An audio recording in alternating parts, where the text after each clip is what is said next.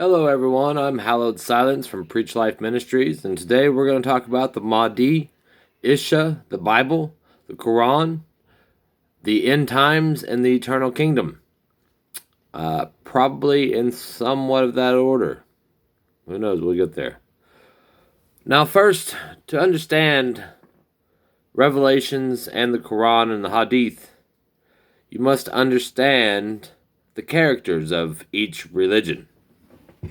Now, in Islam, in the Hadith, it mentions that the Mahdi, which means the enlightened one, and Isha, which means Jesus the Christ, their version of Jesus the Christ, the Islamic Jesus, which is, if you study the Quran and the Bible, two very different Jesuses. Very different. Very different. But anyways, maybe we'll do a history lesson on that one day.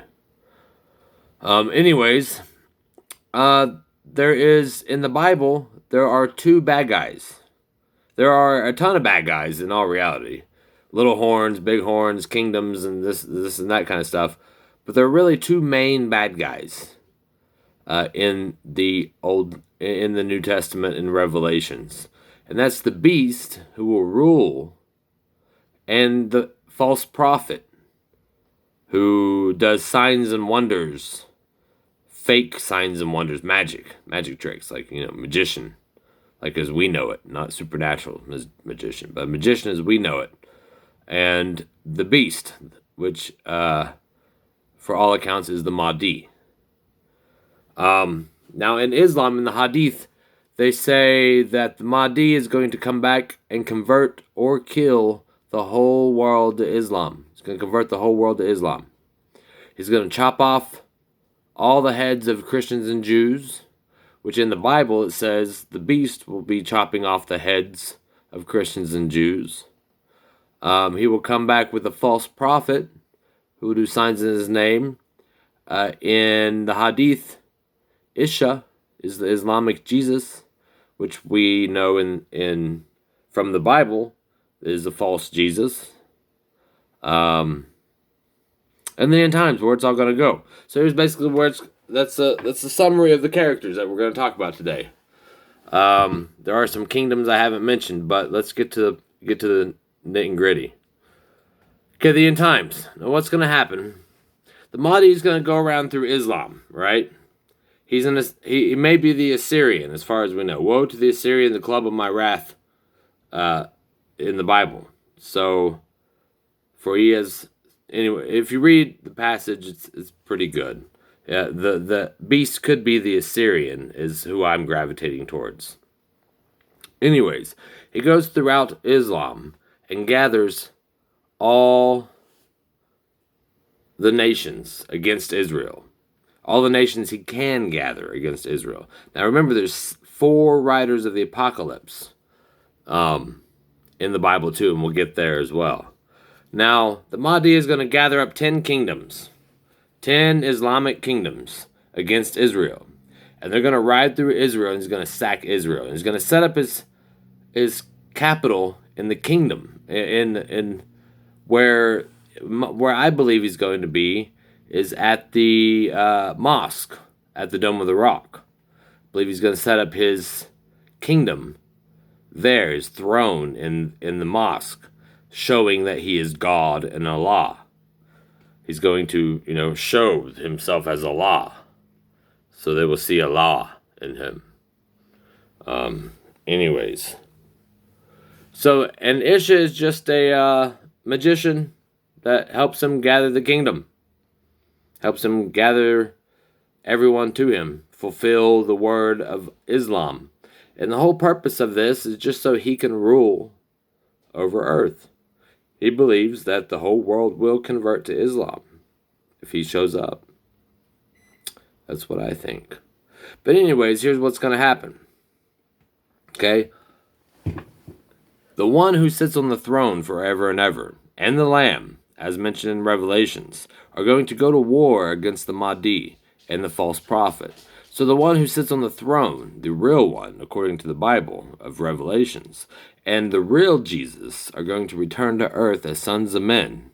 And they're going to ride out with 144,000 troops to capture the Mahdi, the Allah, the false God, and the false Jesus.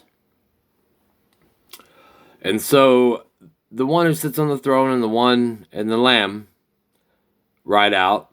They establish, after they capture the beast, the plagues and all the curses from all the beast worshippers, I believe at that point will probably take place. Just the way I see Islam going. I saw one thing I did notice, how a sign I noticed in the end times, Palestine had made a declaration to hang anyone who did not hold to the peace treaty, right? And they were all up in upheaval and everything else, and then they sent a peacekeeper because they started to break out in war again, and they sent a peacekeeper, and this peacekeeper calmed everything down, right? Right? Who's an Islamic peacekeeper but the Mahdi, right? This is what we're all watching right now. As soon as Trump is gone, I bet you, they put a Democratic president in there, that Democratic president will be anti-Zion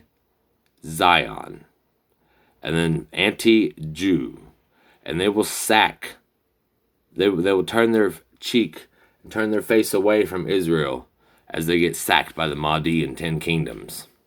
What do you want to bet? I bet you coffee. No, I'm just kidding. I can't do that. I can't afford to pay everybody a coffee. Anyways, so after the beast gets sacked, okay, by the 144,000 troops, the one who's on the throne and the Lamb, it says in the Bible that the Son of Man kingdom will be an eternal kingdom. Meaning, and if you listen to the Lord's Prayer, Our Father who art in heaven, hallowed be thy name, thy kingdom come, thy will be done. So thy kingdom come, his kingdom is eternal. His kingdom is coming to earth. The eternal kingdom is coming to earth. So the eternal Son of Man kingdom will be here on earth. And we can get into the reverse aging. If you like, I have some previous videos discussing reverse aging and immortality. If you go back there and discover what I said, you can see that we can live forever, really. If you think about all the technology we possess, including all the science and all the medical science that we possess, we could live forever, which would be a great thing to live in the eternal kingdom forever after the Mahdi is sacked and Islam is defeated. Also, I guess that about sums it up. That's my end times outlook from what I've read and studied. Also, if you want to see what the eternal kingdom, what we'll be doing in the eternal kingdom, you can go check out my other video, which has to do with faster than light speed travel and the relative reality of what we actually live in.